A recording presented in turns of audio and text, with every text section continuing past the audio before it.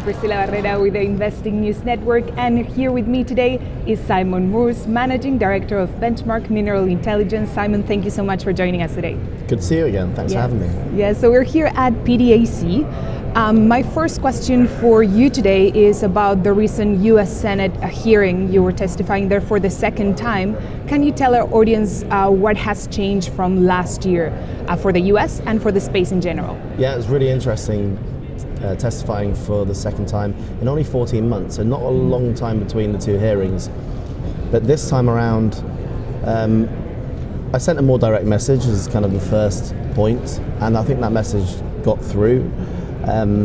We spoke with senators afterwards and many of the government departments, and it was very interesting to see how far down the education line or curve that they were. They knew very well about these energy storage raw materials, lithium, graphite, cobalt, nickel. They knew that they had to do something because electrification is not just a thing of the future, it's here. The problem was they had no reference point. They had no one bringing all the departments together. So there was kind of an element of, we know it's important, but we're not sure what to do yet. And that's why you have someone like Senator Murkowski of Alaska, who is absolutely instrumental in driving this message forward. Keep having hearings like she's been having on this, and we're going to be working closely with senators and departments to actually keep this momentum going, because those four raw materials are so different to the other list of 30 plus critical minerals that the US listed, and it's really important to separate that out and refocus on the lithium, graphite, cobalt, nickel supply chain importance for the US. All right, and obviously you keep on talking about the rise of the megafactories. I think that last year when we spoke you were tracking 41. You said this week now we're in 71. Was it 41 last year? Yes. So, I guess my question is, why should investors keep an eye on these megafactories even if full capacity is eventually not reached? It's the metric, you know. The Tesla Gigafactory started this trend, or started the rise of the battery megafactories around the world, and that was really at the start of, well, it really kicked off the start of 2015. It was in production in 2016. So since then, we've had, at the moment, 71 being announced. I think the most important factor as well, which surprises a lot of people, is 45 of those 71 are in production now at multi-gigawatt hour scale. So we're starting to see supply chain restrictions, pressures on the biggest battery factories. You have the top 3-4 battery companies in the world that are expanding significantly, 10, 20, 30 gigawatt hour plants and facilities. It needs a lot of raw materials, and so we'll start to see those pressures continue, I think, because now we're at a stage where the battery megafactory isn't just something we talk about, it's something that's real. And for investors, you're going to need to have electric cars. It's quite simple. You need a lot of quality batteries in the market, and we're at a stage now where that is a reality. That's happening, and that's why investors should focus specifically on the battery plants. Right, and here at PDAC, you were at a seminar giving a presentation about this energy storage revolution that is coming, but you said there's going to be delays. I just want to ask, is there anything that could happen to accelerate that process, or are these delays a given? Delays are given anyway. When you're scaling these supply chains, they're going from niche to mainstream. They're going from 100,000 ton a year industries to 500,000, 1 million ton a year industries. So essentially it's, in effect, an order of magnitude bigger in real practicalities. So no one's done it before. No one's produced lithium at the scale that's going to be needed. Cobalt, graphite anode, nickel chemical is not produced in those volumes. So delays will happen because these companies, firstly, they're fearful of investing. Then they overinvest, then these plants always mess up at some point, there's always bottlenecks, then the product that comes out of those new plants isn't the spec that these battery companies need. That takes time to get right. You know, there's a learning curve for all of these companies to produce at scale, so delays are inevitable. The biggest problem is or the biggest solution is money, is investment. Nowhere near enough of these lithium companies are, or even from a cobalt perspective in the US, but lithium especially, nowhere near enough of lithium companies are getting funded. People are just hands off, let's see what happens, and lithium is well behind, the lithium in the pipeline is well behind the amount needed by 2025. You look at big demand projections, none of that is going to happen unless money starts coming into the space. And really, that's what I said to the audience here at PDAC, it's almost like big investors, they've had their chance and they've turned it down. I don't get that. I can't work out why you would turn down the biggest trend we will face in the 21st century, which is energy storage. But they've turned it down and said it's too risky, or I don't understand it, or lithium's a chemical, it's not really mining. And someone's going to pay the price for that. And that's when you see the auto companies come into the space. They're going to have to do something drastic. All right, so let's stay with lithium for a second. You're mentioning financing. Definitely we've seen some challenges in the financing of lithium projects. So where will the money come from? And what should investors be paying attention to when looking at these lithium juniors, for example, miners in the coming years? Yeah, the lithium industry's relied predominantly on itself to fund these operations and expansions. Very little money has come from outside of the space, from the capital markets. And as I said, we've been talking about this for 10 years. Lithium's price was sky high just a year ago. Cobalt was the same as well. And if you wanted all the signals that battery demand was here, you've got that. If you want all the signals that battery demand is intensifying and electrification is happening at a massive scale, you've got that data now, you've got those data points. So to find out where this money is coming from, it will have to be the car industry. It will have to be the supply chain. Because at the moment, I don't think lithium producers enough will invest enough or be willing to invest enough to scale at the necessary pace that we need. Another option is big mining companies and oil and gas companies. So I would turn to those guys to get involved in the space. Well, I would expect that to happen because it's not coming from guys at PDAC. So you're touching on automakers and OEMs. Why is it that we're not seeing more of them jumping into the sector to lock down these raw materials? What is happening? They're not realizing these delays, that they need these materials so much? Yeah, it's a good question. I think it's in that kind of grey area where plans are crystallizing on the electric vehicle side. So some companies know, not quite exactly, but they have firm numbers of the electric vehicles they're going to produce. They're getting firmer numbers on the battery pack sizes they're going to need and the type of battery they're going to need. Therefore, it takes time to work this down to how much raw material will I need and will I have a problem. And I would say we're in that zone at the moment where we're seeing car companies getting serious about the supply chain and the need to lock these raw materials up, but they don't quite understand the industry enough to commit. I think that's going to take another year, but it's our belief at Benchmark that there'll be a realization that you can't trust the capital markets to do even half of the fundraising for what's going to be needed. So something's got to give. All right. And staying with lithium and this whole processing of lithium and qualification process, maybe could you explain for investors that are new to the sector how that process goes a bit more? Yeah. So, I mean, the key thing to understand is that it used for battery companies to accept raw materials, not just lithium, all of them really. There was a 2-year qualification period. That's been sped up to about 6 months. That's about as quick as it can get.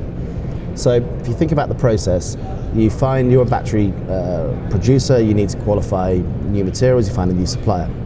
They send you bags of lithium carbonate, lithium hydroxide. You then go through a testing process of putting things into cathodes and putting them into batteries and seeing how they perform. And it's only halfway through this process that really problems start to arise. So that 6 months is, if nothing goes wrong, it's all good. Something always goes wrong. And that's why really you're looking at a 6 to 9 month process at best. And then once it gets accepted, you've got to have a proven track record of delivering big bags of material to battery plants, and having those bags being consistent. We've heard of so many issues with graphite anode material, for example, being very inconsistent. These are from big producers, but it's still inconsistent, it's still not good enough. So the qualification process is tough. It has to be, because these are lithium-ion batteries, are chemically engineered products.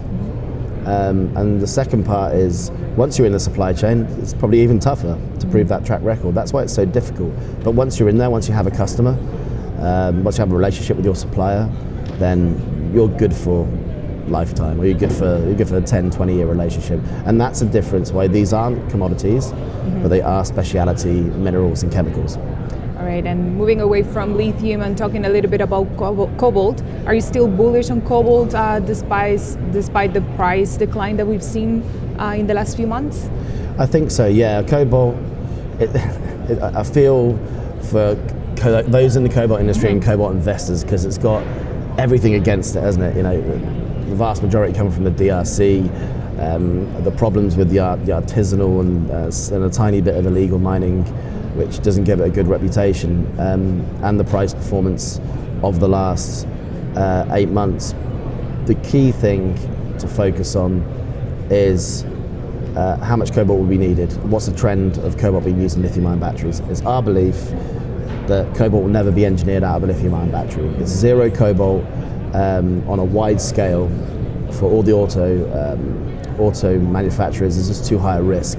You take cobalt out, you take out your safety element of the battery, yet there's a drive for energy density. So whilst cobalt will be reduced in both, well, certainly in NCM batteries, you're still using the 523 and a 622 formulation. For us, that's going to be the dominant formulation. With the growth trajectory, you're going to need a lot of cobalt. And at the moment, you can't rely just on the DRC. If you're, for not just, let's say, social issues and to look good, it's just general supply issues. You're going to need other sources, and that is cobalt will remain, I think, from a sourcing perspective, not a scale perspective, not a supply, but an actual where it's coming from and a supply risk. It will be the highest risk of all these battery raw materials, and I can't see that changing anytime soon. But will car companies be able to get their cobalt consistently? I think they would. Right, so cobalt outside the DRC, where will it come from? Is there any specific region that you're looking at that you're like, oh, yeah. You're there? It's a good question, because there's hardly any main cobalt deposits outside of the DRC. It's just a geological quirk of the world we live in. Yeah, I mean, when I was speaking to the US Senate, there was a big focus on Idaho. I mean, the cobalt belt in Idaho is the highest profile in the US, and I know that's where a lot of people are looking. As a result, being in the US as well is a major boost. But you have to weigh up. On one hand, you have to weigh up economics. On the other hand, you have to weigh up the need for supply and the risk to your business. And I think once those factors are aligned, then the doors will start opening up for the US cobalt deposits. All right, and we talk about lithium, we talk about cobalt, but apparently graphite will have its moment again. We will see more interest in the graphite sector, and why should investors be interested in graphite? Yeah, graphite is the #1 input raw material into a lithium-ion battery. You will not escape that. That's it's the way it is. So for us, graphite anode is the key thing to focus on. The scale of the amount of graphite that's going to be needed in these megafactories is in the order of millions of tons. This isn't, at the moment, the anode space is 165,000 tons a year. But you're going to need well over 1.6 million tons a year by 2030 if all these plants come on stream. That's an incredible amount of anode material, and you have to ask, where is it coming from? You have two sources. You have natural flake graphite that's then processed into coated spherical graphite, which is the cheapest and lowest cost and most abundant material to use to source. But on the other hand, you have synthetic graphite as well, which there's a lot of blending that goes on between the two, but that's much higher cost and harder to bring scale into the market. You're going to have a blend of both of them, but it's funny, when I was on stage at PDAC, somebody asked the question, what would you how do you rank these minerals? For me, from an investor perspective, it's easy to understand lithium 1, nickel 2, cobalt 3, and then graphite always gets forgotten. From a car manufacturer's perspective, nickel and graphite are the biggest concerns right now. All right. So my last question for you today, what is the question you get the most from investors, and what question should they be actually asking? Are there any missing trends right now that investors should be paying attention to in the battery metal space? Investors are so focused on price, and I understand why. The price trend, where the price is today or has been the last 3 months, they think tells the story of the market. And it's not true, not strictly true. So as a result, the number one question we get is, what's the graphite price doing? What's the lithium price doing right now? And what does that mean? Do I buy or do I sell? I think you have to look at these things in 2-year chunks. And what is the market like for all of these raw materials in a 2-year period? You're going to have supply problems in the next 2 years for these battery megafactories. The demand is not just there, it's intensifying.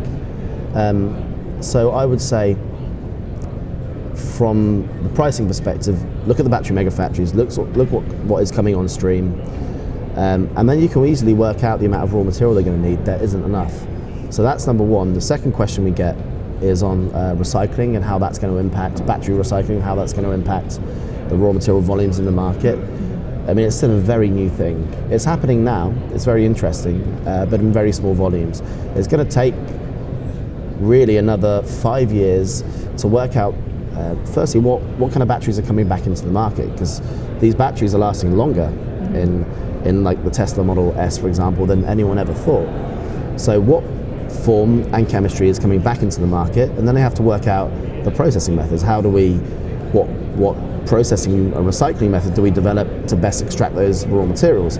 Then the third thing, which no one talks about, is the quality of these raw materials. Can you use lithium out of a battery back in a battery? The answer is no right now. It's the lithium carbonate that comes out is not of the battery grade quality needed. But then you can use it in other markets. So there's a lot of factors on the recycling side. For us, we say keep an eye on it, but check back in 2023. All right, Simon, thank you so much for joining us today. Nice one, thank you. Once again, I'm Priscilla Barrera with the Investing News Network, and here with me today was Simon Moores, Managing Director of Benchmark Mineral Intelligence.